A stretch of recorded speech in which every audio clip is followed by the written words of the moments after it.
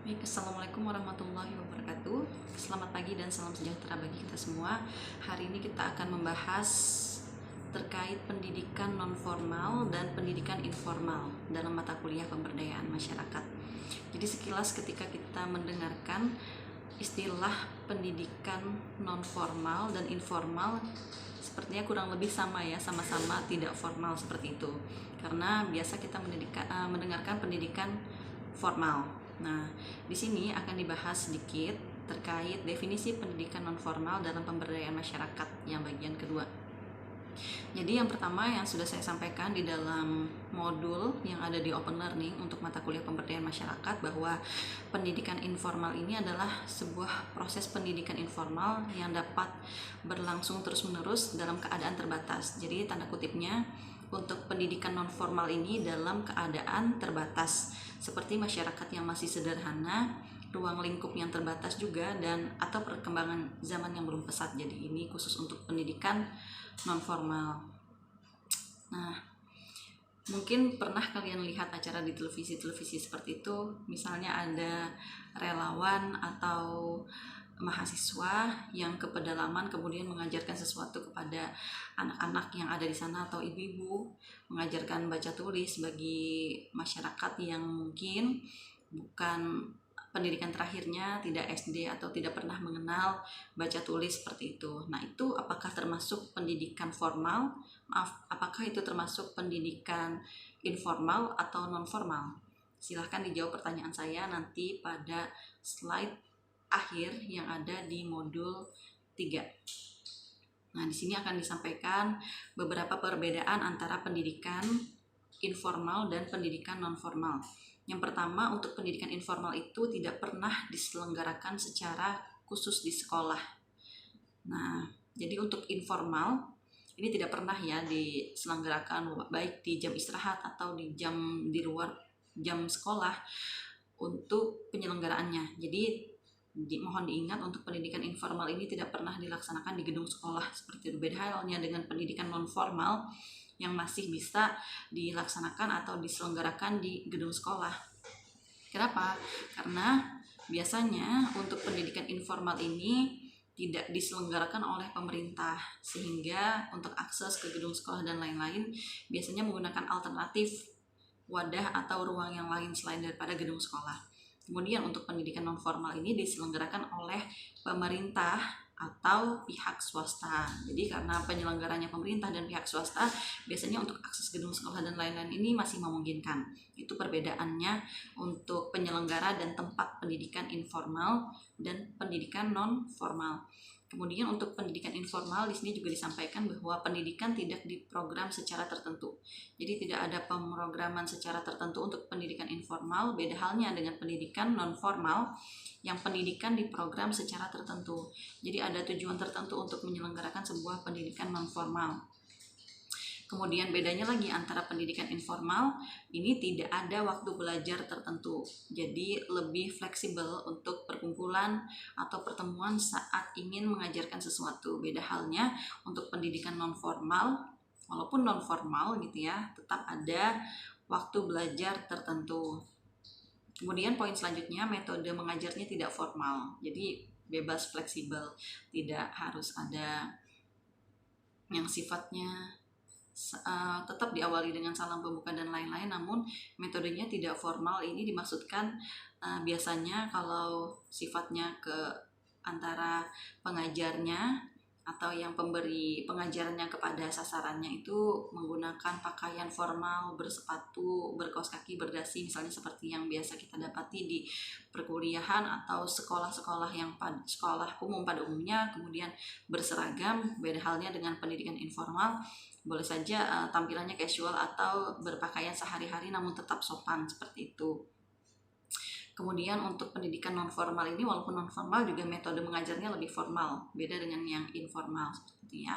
Kemudian untuk pendidikan informal lagi, kita kembali ke pendidikan informal, tidak ada evaluasi yang sistematis.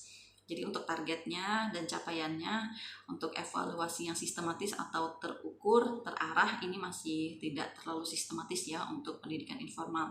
Misalnya setelah kita mengajarkan baca tulis, kepada kelompok masyarakat yang belum tahu baca tulis.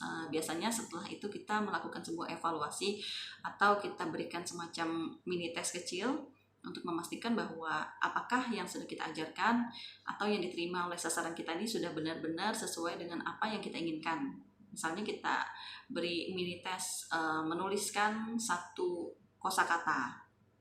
Cara menulisnya dan isian kosakatanya sudah benar atau belum itu bisa terukur, bisa kita lihat dari hasil evaluasi itu. Namun tidak ada evaluasi yang sistematis, misalnya di setiap selesai pertemuan informal dites dulu. Nah itu yang tidak terlalu kita bisa dapatkan di pendidikan informal untuk evaluasi di akhir atau di pertemuan, karena juga pertemuannya ini tidak ada waktu belajar yang tertentu ya untuk pendidikan informal. Beda halnya dengan pendidikan non formal, itu pasti ada evaluasi yang sistematis. Jadi sistematis ini entah itu nanti di setiap selesai pertemuan atau nanti di per 3 minggu setelah pertemuan. Jadi ada waktu yang terukur dan terarah serta sistematis untuk mengukur hasil evaluasi dari pendidikan non formal itu sendiri.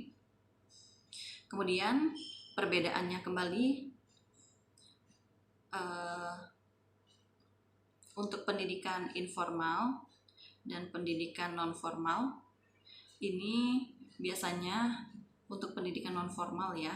Pertama, untuk pendidikan non formal itu terdapat sertifikat atau hasil belajar kita selama bersama-sama dengan pengajar dalam pertemuan pendidikan non formal. Sedangkan pendidikan informal tidak ada hasil-hasil atau berkas rekam belajar kita bersama pengajarnya seperti itu. Jadi lebih ke arah informal, dan ya ketika itu terjadi dilalui proses pendidikan informalnya, dan ketika sudah selesai ya sudah, mungkin hanya pamitan, kemudian closing statement dan lain-lain, namun tidak ada rekam jejak kita misalnya ya, seperti di pendidikan non formal yang minimal ada sertifikat atau ada keterangan bahwa misalnya atas nama A, atas nama B telah mengikuti pendidikan non formal selama dalam kurun waktu berapa, seperti itu.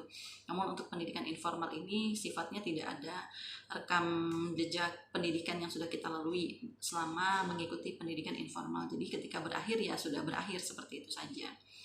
Namun saat ini juga sudah disiasati, ada sebuah pendidikan informal ya yang saya tidak sebutkan lembaganya. Silahkan nanti Anda searching setelah ini contoh pendidikan informal dan pendidikan non formal.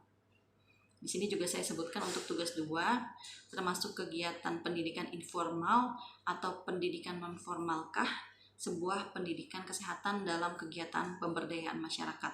Jadi nanti biasanya di akhir pertemuan atau di pertengahan pertemuan pemberdayaan masyarakat yang rencananya kalian akan melaksanakan praktik pemberdayaan masyarakat, itu biasanya ada sebuah kegiatan pendidikan kesehatan dalam sebuah lingkup besar kegiatan pemberdayaan masyarakat. Jadi pertanyaannya, apakah kegiatan pendidikan kesehatan dalam sebuah lingkup program pemberdayaan masyarakat ini termasuk dalam kegiatan pendidikan informalkah atau kegiatan pendidikan non formal? Silahkan juga nanti dijawab pertanyaan ini. Jadi Anda sudah memiliki 3 pertanyaan. Yang pertama saya simpulkan di awal tadi. Untuk pertanyaan pertama ya, nanti Anda bisa scroll lagi, saya kurangnya juga detail pertanyaannya apa. Kemudian yang kedua tadi, silahkan berikan contoh lembaga yang memang melaksanakan pendidikan informal. Dan yang terakhir, silahkan jawab termasuk ke dalam pendidikan informal atau pendidikan non formal, kegiatan pendidikan kesehatan dalam sebuah kegiatan besar pemberdayaan masyarakat. Baik, demikian penjelasan untuk pendidikan non formal dan informal secara singkat. Terima kasih atas perhatian dan simaknya.